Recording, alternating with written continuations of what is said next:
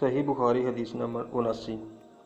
ابو موسیٰ رضی اللہ تعالیٰ عنہ نبی کریم صلی اللہ علیہ وآلہ وسلم سے روایت کرتے ہیں کہ آپ صلی اللہ علیہ وآلہ وسلم نے فرمایا کہ جو علم اور ہدایت اللہ تعالیٰ نے مجھے عطا فرما کر مبعوث فرمایا ہے، اس کی مثال اس بارش کی طرح ہے جو زور کے ساتھ زمین پر برسے۔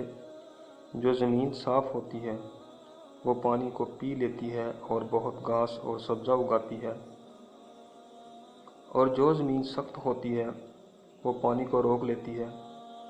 پھر اللہ تعالیٰ اس سے لوگوں کو فائدہ پہنچاتا ہے، وہ اس کو پیتے اور جانوروں کو پلاتے ہیں اور کھیتی کو سیراب کرتے ہیں۔ اور کچھ بارش زمین کے ایسے حصے کو پہنچے کہ جو بالکل چٹیل میدان ہو، نہ وہاں پانی رکتا ہو اور نہ سبزہ اگتا ہو۔ بس یہی مثال ہے اس شخص کی جو اللہ کے دین میں فقیہ ہو جائے اور اس کو پڑھے اور پڑھائے، اور مثال ہے اس شخص کی جس نے اس کی طرف سر تک نہ اٹھایا اور اللہ کی اس ہدایت کو جس کے ساتھ میں بھیجا گیا ہوں قبول نہ کیا۔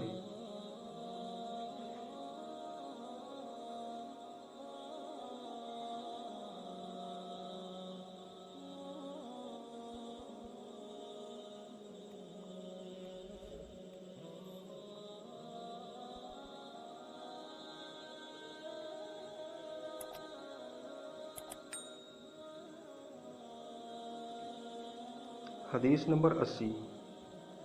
انس رضی اللہ تعالیٰ عنہ کہتے ہیں رسول اللہ صلی اللہ علیہ وآلہ وسلم نے فرمایا، قیامت کی علامتوں میں سے ایک یہ علامت بھی ہے کہ علم اٹھ جائے گا اور جہل قائم ہو جائے گا، اور شراب نوشی ہونے لگے گی اور زنا علانیہ ہونے لگے گا۔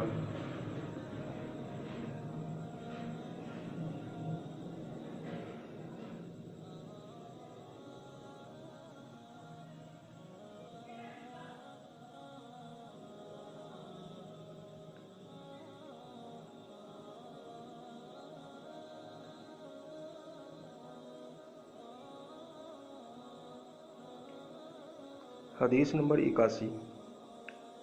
انس رضی اللہ تعالیٰ عنہ سے روایت ہے کہ انہوں نے قتادہ سے کہا، آج میں تم سے ایک ایسی حدیث بیان کروں گا کہ میرے بعد کوئی تم سے بیان نہیں کرے گا۔ میں نے رسول اللہ صلی اللہ علیہ وآلہ وسلم سے سنا، آپ فرماتے تھے کہ قیامت کی علامتوں میں سے ایک علامت یہ بھی ہے کہ علم اٹھ جائے گا اور جہل غالب آ جائے اور زنا علانیہ ہونے لگے اور عورتوں کی کثرت اور مردوں کی قلت ہو جائے، یہاں تک پہنچے کہ 50 عورتوں کا تعلق صرف ایک مرد سے ہوگا۔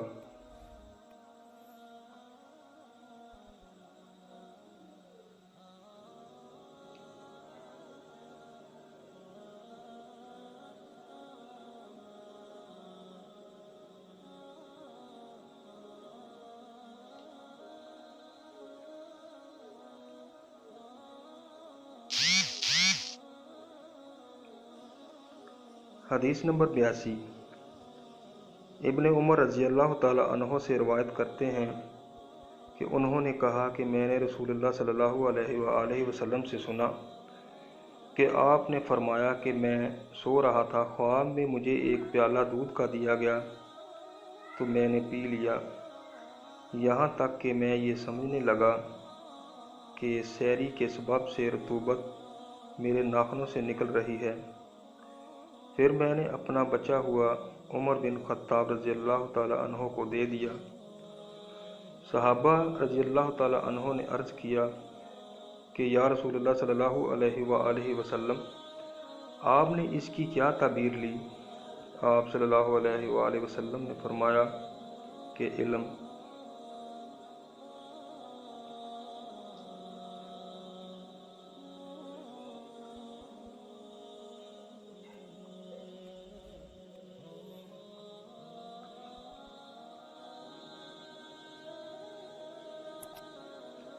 حدیث نمبر 83۔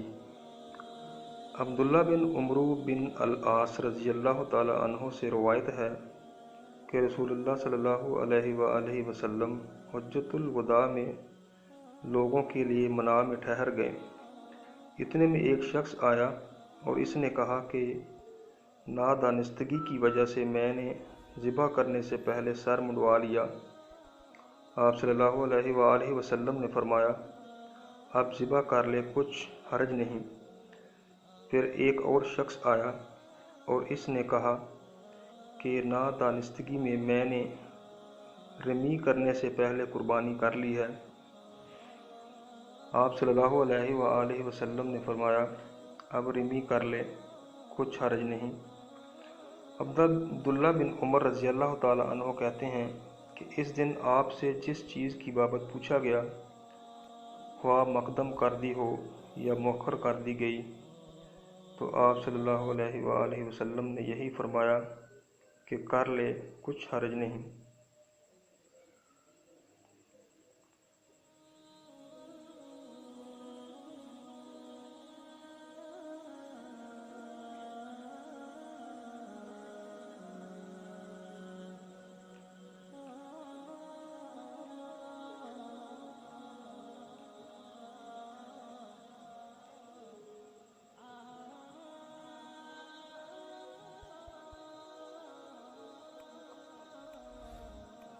حدیث نمبر 84۔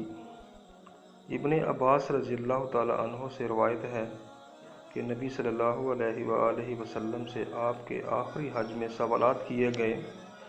کسی نے کہا کہ میں نے رمی کرنے سے پہلے ذبح کر لیا، تو آپ صلی اللہ علیہ وآلہ وسلم نے اپنے ہاتھ سے اشارہ کیا اور فرمایا کہ کچھ حرج نہیں۔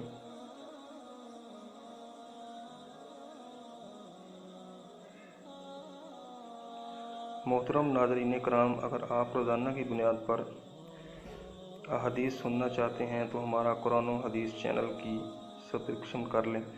شکریہ۔ اللہ حافظ۔